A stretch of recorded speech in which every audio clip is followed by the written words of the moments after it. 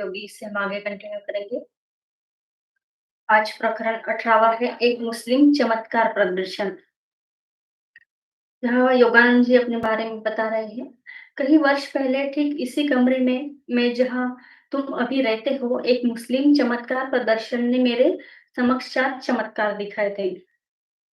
श्री युक्तेश्वर जी मेरे नए कमरे में पहली बार आए तब उन्होंने यह बात कही। श्री रामपुर कॉलेज में प्रवेश लेने से तुरंत बाद ही मैंने निकट स्थित पंथी नामक छात्रावास में एक कमरा ले लिया था। गंगा तट पर स्थित पुराने ढंग से ईंटों का एक भवन था।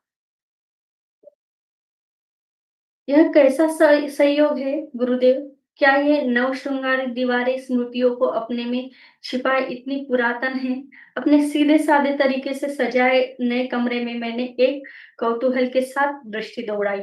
यह एक लंबी कहानी है। मेरे गुरुदेव पूर्व स्मृतियों को ताजा करते हुए मुस्कुराए।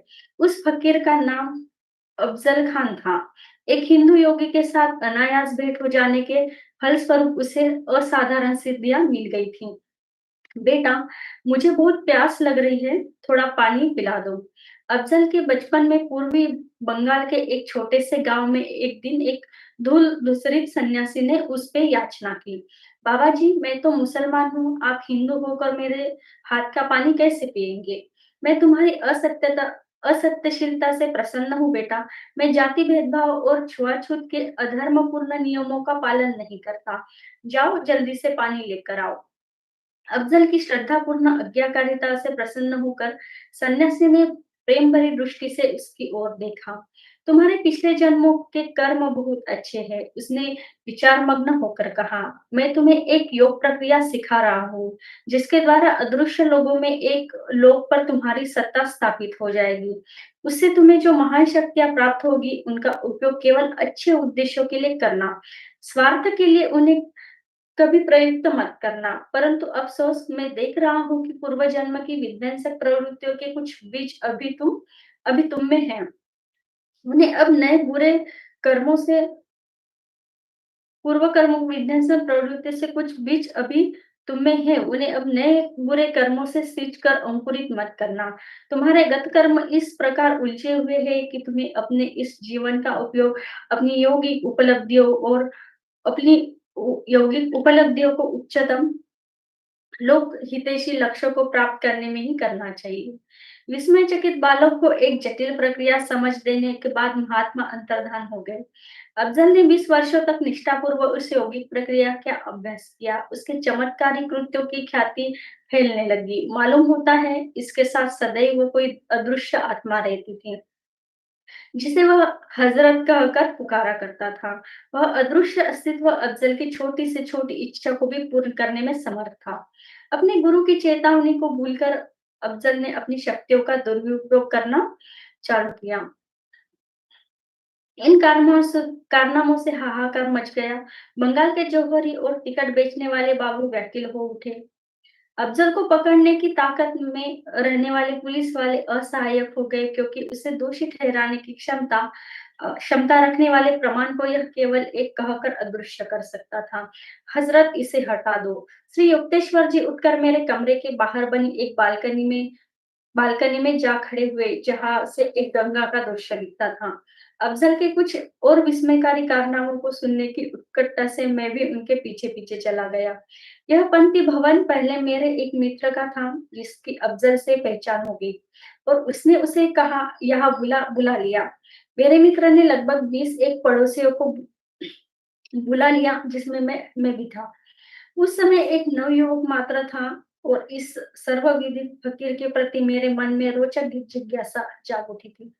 गुरुदेव हंस पड़े। कोई बहुमूल्य वस्तु न पहनने की सावधानी मैंने बरती थी। अफजल ने मुझे कुतूहल पूर्वक दृष्टि से देखा, फिर कहा, तुम्हारे हाथ बड़े मजबूत हैं। नीचे बगीचे में जाओ, एक चिकना सा पत्थर उठा लो और उस पर खड़ी सा से अपना नाम लिखो, फिर उसे गंगा में इतना दूर फेंक सकते हो, फेंको। मैंने वैसा ही किया। जैसे ही पत्थर टूट कर गंगा लहरों में डूब गया, वैसे ही अफजल ने फिर मुझसे कहा, इस घर के साथ-साथ बहने वाले गंगा के पानी को एक बर्तन में भरकर ले आओ। जब मैं पानी भरकर बर्तन ले आया, तब अफजल ने पुकारा, हजरत, वह पत्थर वो पत्थर इस बर्तन में डालो। तत्क्षण पत्थर वहां प्रकट हो गया। मैंने उस बर्तन से निकाल कर देखा तो अपने नाम को उस पर यथावत पाया। उस कमरे में उपस्थित लोगों में मेरा बाबू नाम का एक मित्र भी था, जिसने सोने की पुरानी भारी घड़ी और चेन पहने रखी थी। अफजल ने अमंगल सूचक सराहना के साथ उनकी जांच परख की। शीघ्र ही वे गायब हो गई। अफजल, कृपया मेरी घड़ी और चेन लौटा दो। वे मेरी अनमोल पारंपरिक संपत्ति है। बाबू रुआसा होकर कह रहा था। थोड़ी देर तो अफजल निर्विकार चेहरा बनाकर मौन बैठा रहा। फिर उसने कहा, तुम्हारे घर की तिजोरी में 500 रुपए है। उसे मेरे पास ले आओ तो बताऊंगा तुम्हारी घड़ी कहाँ मिलेगी। व्याकुल हुआ बाबू तुरंत घर जाने के लिए निकल पड़ा। शीघ्र ही वह वापस आ गया और उसने अफजल को 500 रुपए दे दिया। अपने घर के पास एक छोटी सी पुलिया पर जाओ और हजरत को अपनी घड़ी और चेन देने के लिए पुकारो। अफजल ने उससे कहा। बाबू तीर एक तरह दौड़ा। जब वापस आया तो उसके चेहरे पर मुस्कुराहट थी, पर शरीर पर कोई घड़ी या चेन नहीं थी। जब मैंने निर्देश के अनुसार हजरत को पुकारा तो मेरी घड़ी और चेन हवा में कालबाजियां खाती हुई सीधे मेरे दाहिने हाथ में आ गई। यहाँ आने यहाँ आने के पहले मैं सीधा घर गया और उन दोनों वस्तुओं को तिजोरी में डालकर मैंने ताला लगा दिया। घड़ी के बदले धन लिए जाने की उस हास्य शोकांति के प्रत्यक्षदर्शी बाबू के मित्र अफजल को तिरस्कार से घूर रहे थे। उन्हें शांत करने के लिए अफजल ने मृदु स्वर में कहा, आप लोगों को जो भी पीने के लिए चाहिए उसका केवल नाम बताइए, हजरत उसे तुरंत ला देगा। कुछ लोगों ने दूध मांगा तो अन्य लोगों ने फलों का रस मांगा। मुझे आश्चर्य नहीं हुआ जब बाबू ने विस्की मांगी। अफजल ने आदेश दिया। आज्ञाकारी हजरत ने तुरंत सीलबंद बोतलें वहां प्रस्तुत कर दी, जो धड़ाधड़ आकर जमीन पर आ गिरी। हर आदमी को अपनी अपनी पसंद का पेय मिल गया। चौथे चमत्कार का आश्वासन बाबू के लिए तो निश्चय ही सुखदायी था। अफजल ने सबको वहीं पर भोजन देने का प्रस्ताव दिया। सबसे महंगा भोजन मंगाते हैं, बाबू ने खिन्न स्वर में कहा। मुझे अपने 500 रुपए के बदले पूरा राजसी भोजन चाहिए।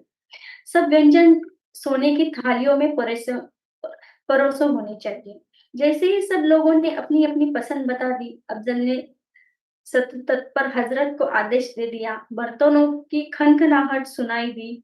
मसालेदार सब्जियों, गर्मा गर्म पूरियों और अनेक बेमौसमी फलों से भरे सोने के बड़े बड़े थाल शून्य में हमारे सामने जमीन पर प्रकट हुए। भोजन की हर चीज अत्यंत स्वादिष्ट थी।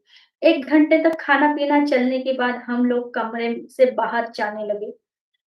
इतने में बड़े जोर की खनखनाहट की ध्वनि सुनाई दी, मानो सब बर्तनों को एकत्र किया जा रहा हो। हमने मुड़कर देखा तो वहां थालियों की या बचे हुए भोजन की भी कोई निशानी शेष मात्रा नहीं थी। गुरुजी, मैं बीच में ही बोल पड़ा। यदि अफजल सोने की थालियों जैसी चीजें भी इतनी आसानी से प्राप्त कर सकता है, तो उसे दूसरों की संपत्ति की लालसा क्यों थी? अफजल आध्यात्मिक दृष्टि से बहुत प्रसन्न नहीं था। श्री युक्तेश्वर जी ने कहा, योग की एक विशिष्ट प्रक्रिया पर प्रभुत्व पा लेने से उनकी पहुंच एक ऐसे सूक्ष्म लोक तक हो गई है, जहां किसी भी इच्छा को तुरंत मूर्त रूप दिया जा सकता है।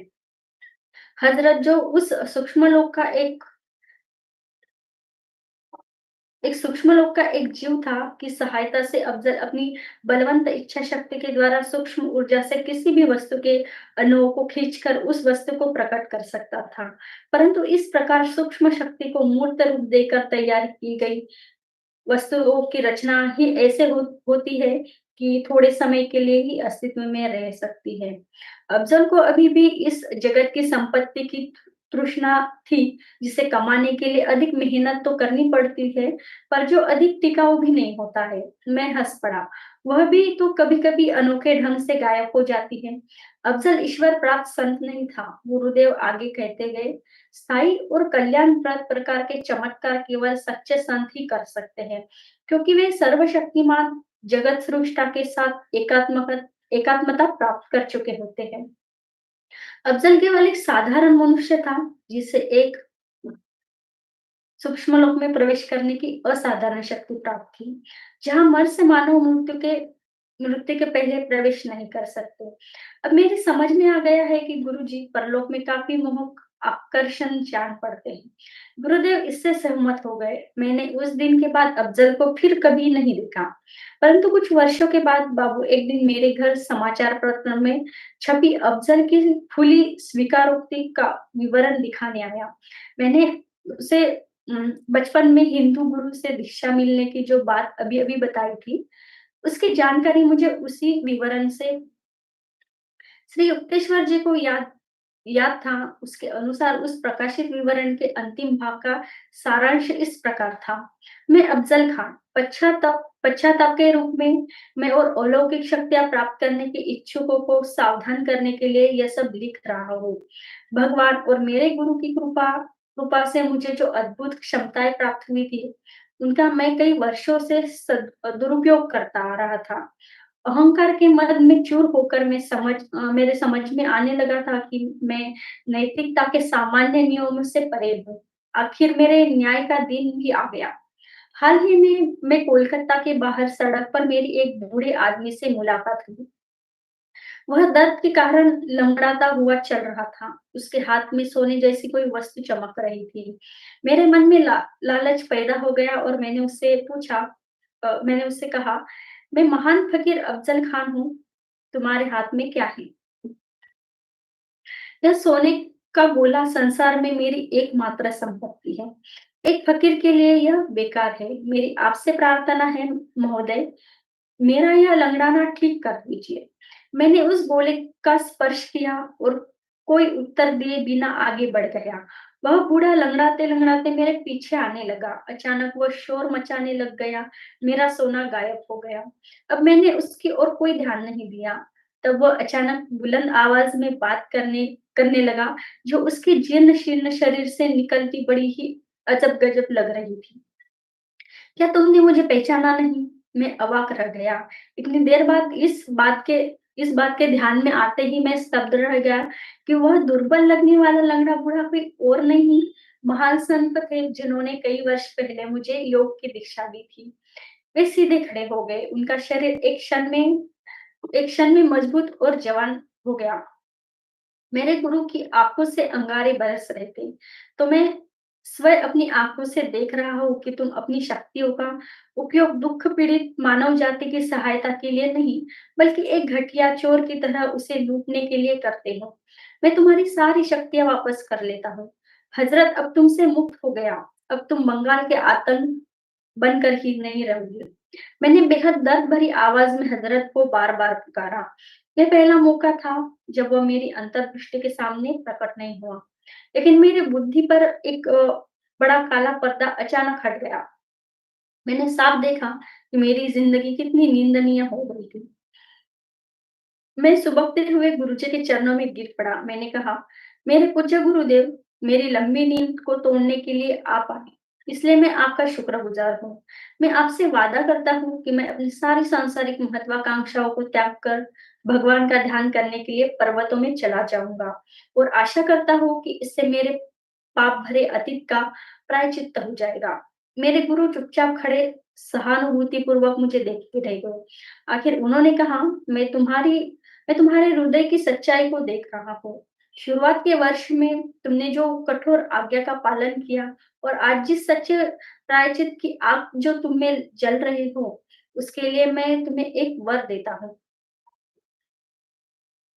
फिर मेरे गुरु अंतर्ध्यान हो गए, वहां रह गए थे और मेरे आंसू और अतीत के विचारों पर तड़पता मेरा मन। अलविदा दुनिया, मैं अब उस विराट प्रेमी की क्षमा क्षमा प्राप्त करने का प्रयत्न करने जा रहा हूँ।